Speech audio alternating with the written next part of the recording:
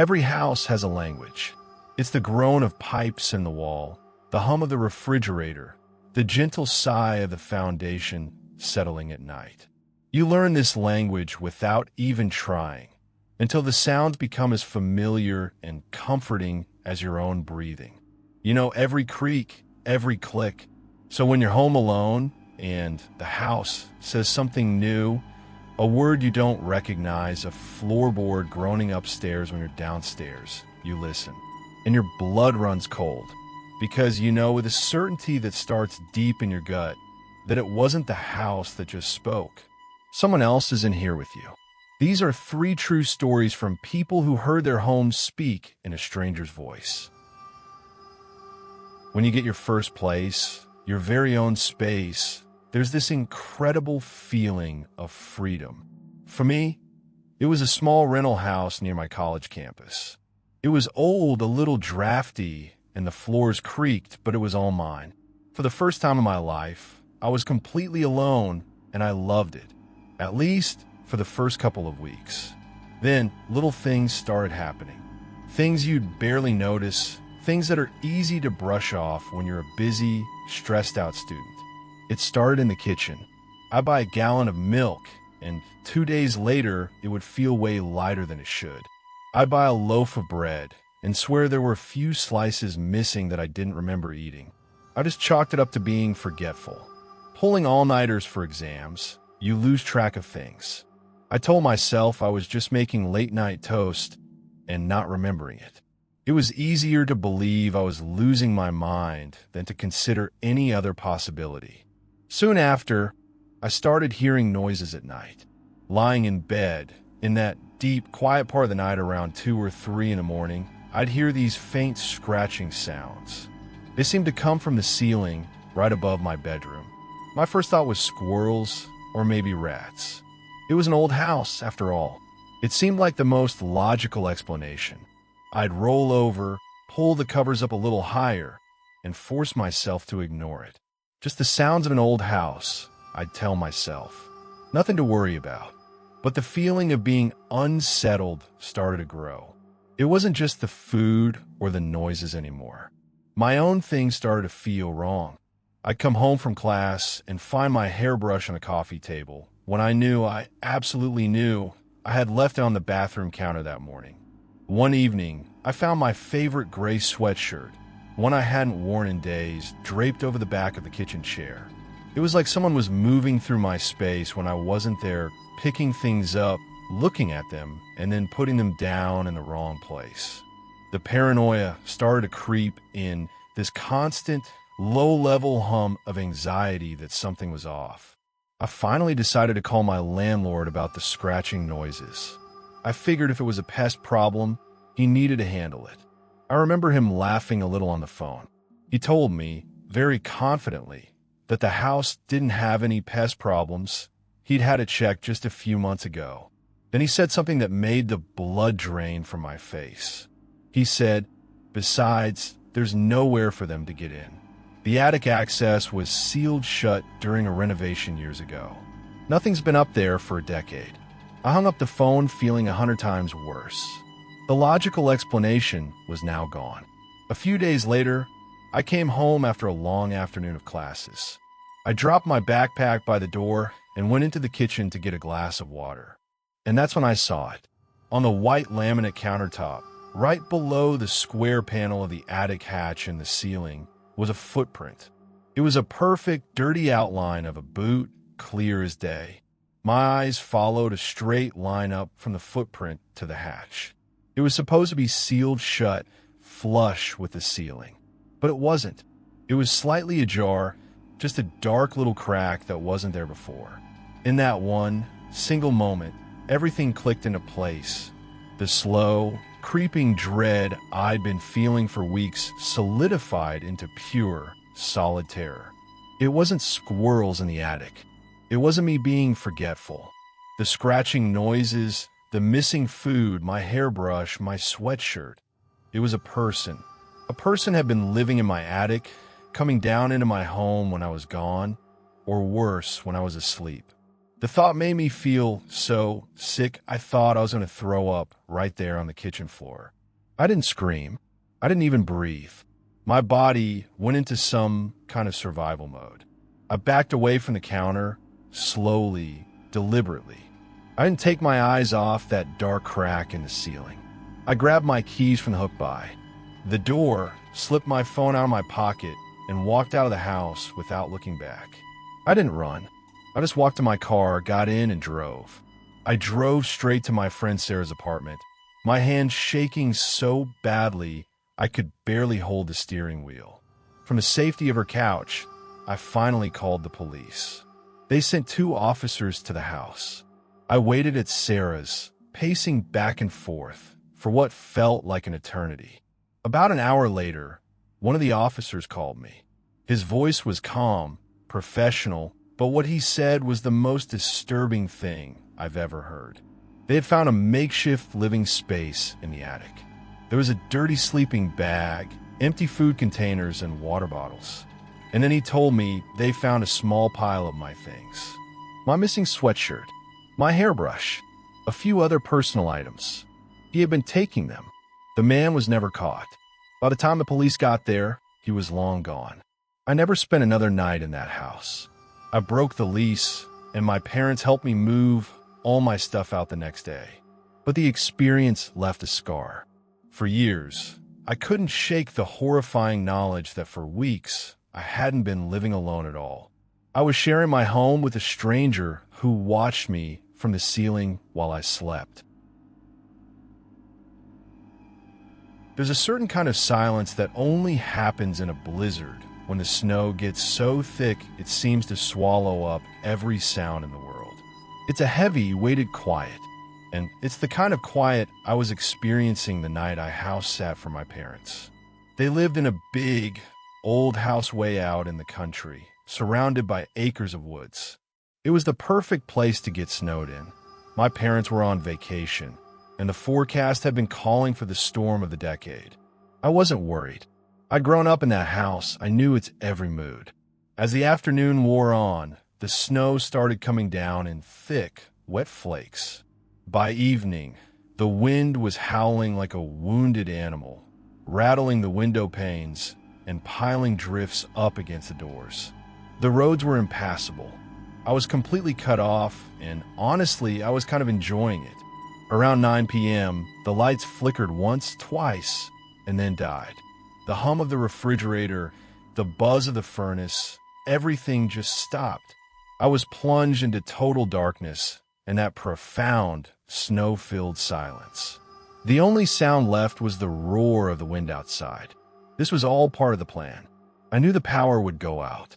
I had my supplies ready: flashlights, blankets, and a whole collection of candles.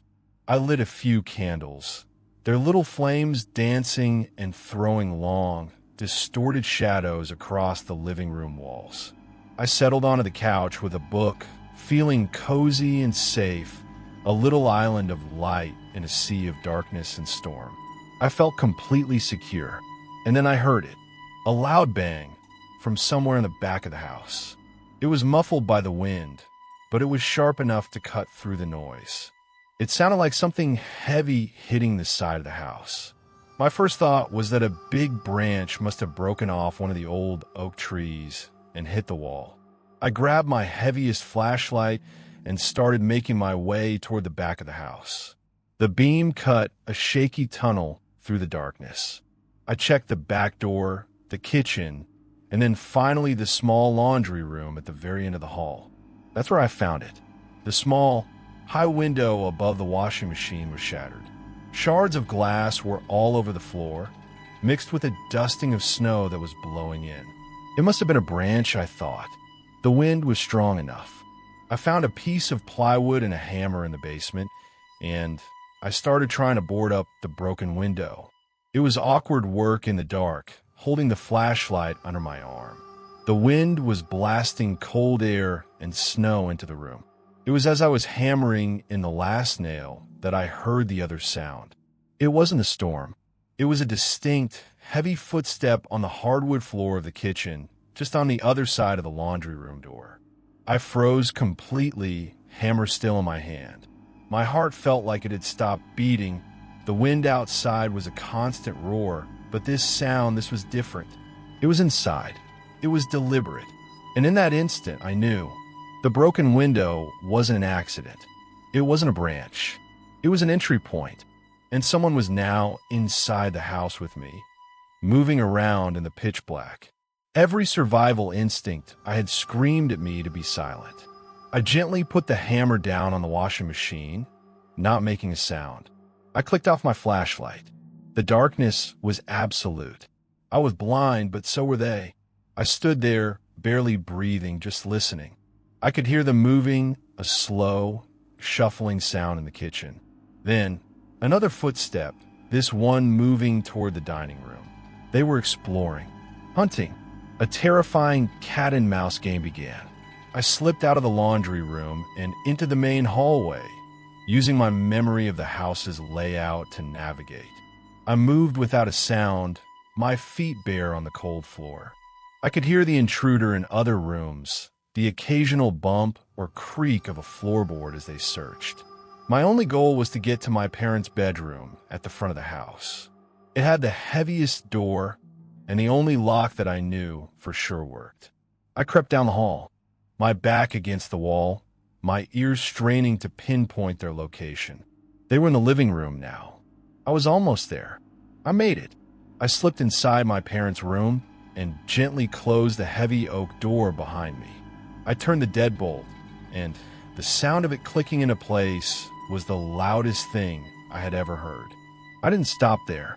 I dragged a heavy dresser in front of the door, my muscles screaming with adrenaline. Only then did I let myself pull out my phone. My hand was shaking so badly I could barely dial. I got through to 911 and whispered my address, whispered that someone was in the house with me, that I was locked in the master bedroom. The dispatcher told me to stay on the line, to stay quiet. And so I waited. I sat on the floor, my back against the barricaded door, listening. It felt like hours passed. Then I heard them. The footsteps were in the hallway now, coming closer. They stopped right outside the door. I held my breath, my entire body rigid with fear. I heard the doorknob jiggle. Then again, harder this time. A heavy shoulder thumped against the wood. And then another. They knew I was in there. Just as I thought the door was going to splinter, I heard something else, a faint sound from far away, cutting through the storm. It was the sound of sirens. The thumping stopped. I heard the footsteps move quickly away from the door, back down the hall. And then nothing, just the howl of the wind once more. You know that specific feeling of relief when the front door closes and you're finally alone in your own house. My husband, Mark, had just left for an overnight work trip. I'd watched his headlights disappear down our quiet suburban street. And then I locked the door, slid the chain across, and leaned against it with a happy sigh. The house was mine for the night. No arguments over the remote. No one to steal the blankets. Just me, a truly terrible horror movie, and a pint of ice cream. It was perfect. I was curled up on the couch, deep into the movie, when I heard it.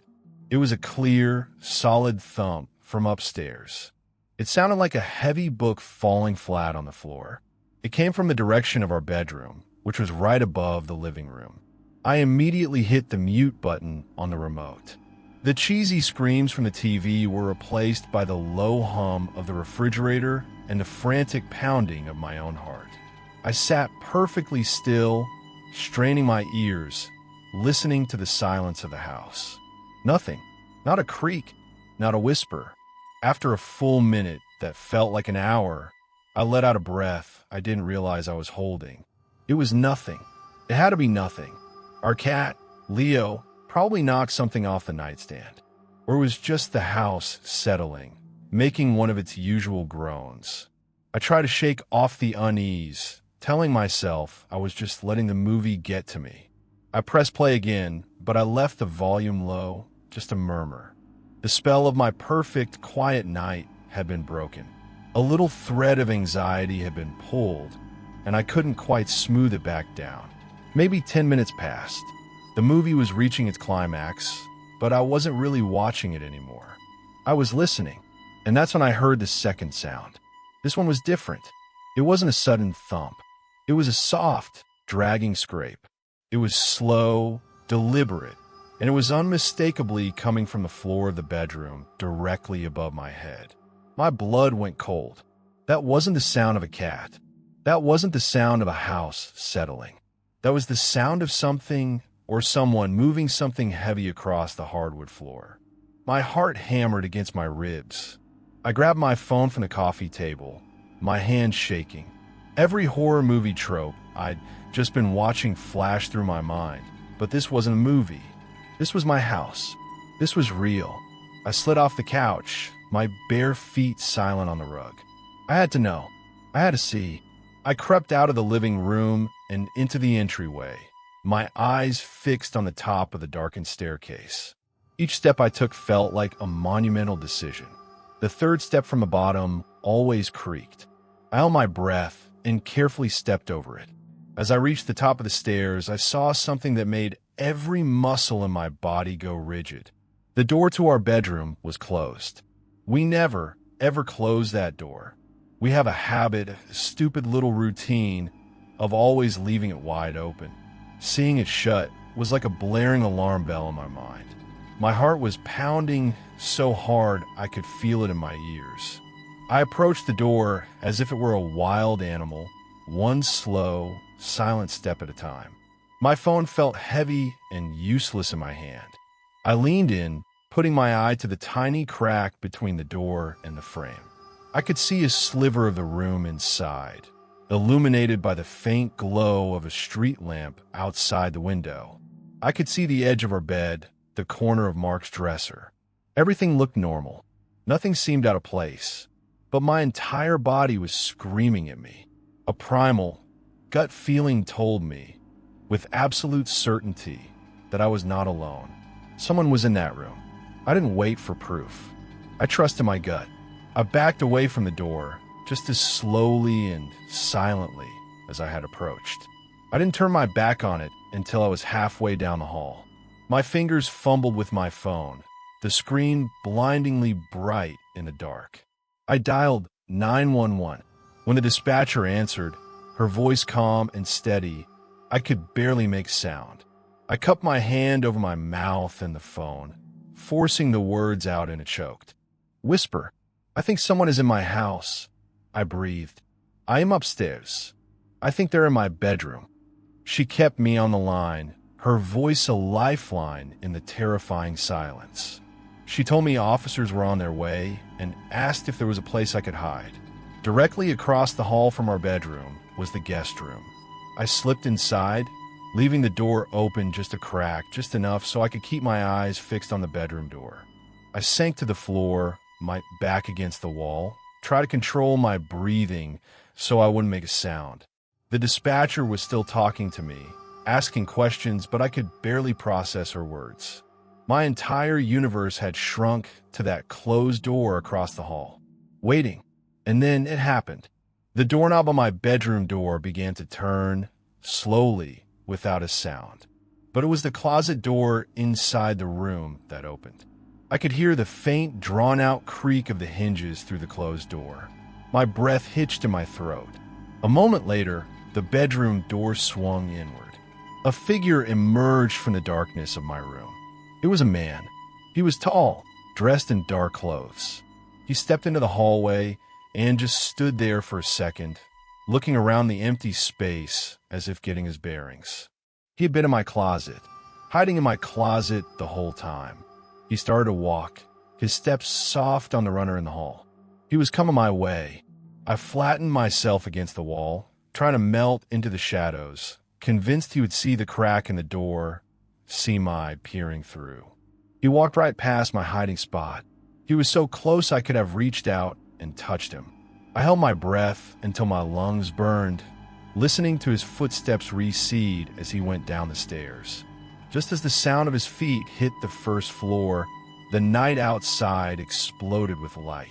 Red and blue strobed through the windows, painting the walls in silent, flashing colors. The distant wail of sirens was suddenly right outside. He was trapped, and I was safe. The ultimate violation isn't just the breaking of a lock or a window. It's the breaking of a feeling, the feeling of safety you're supposed to have in your own home. It turns every shadow into a threat and every random noise into a footstep. The people in these stories survived, but their sense of security was shattered forever. If you've had a terrifying experience you'd like to share, you can submit it to the email address in the description below. Thank you for listening, and stay safe.